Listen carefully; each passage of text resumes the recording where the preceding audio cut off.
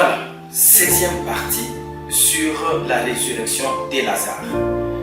Jean chapitre 11, le verset 43, Jésus a ordonné que Lazare soit délié et qu'on puisse les laisser aller. Nous avons dit qu'il y a trois choses qui sont restées liées dans la vie de Lazare, c'était les pieds et les mains, ainsi que le visage. Et nous sommes en train de comprendre pourquoi ces trois choses et c'est quoi les trois choses qui étaient liées selon les Écritures.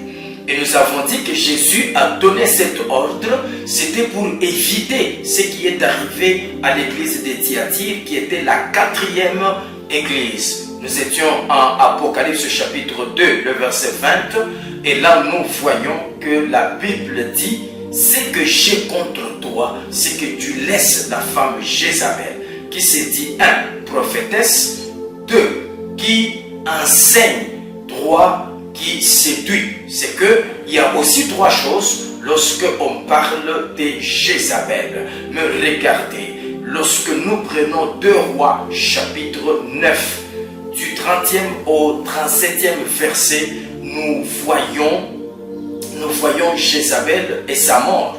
Jézabel a été tuée parce qu'elle avait été jetée au travers de la fenêtre, elle est tombée. Mais lorsque Jéhu ordonne qu'on puisse aller prendre le corps de Jézabel pour l'enterrer, on ne va pas trouver les corps de Jézabel, mais on trouve seulement qu'il y avait 3 choses qui restaient. Oh mon Dieu, mais pourquoi seulement 3? Il y avait 3 choses qui restaient. Regardez, il y avait le crâne qui restait, il y avait les mains qui restaient et il y avait les pieds qui restaient. Vous voyez, c'est presque les mêmes parties.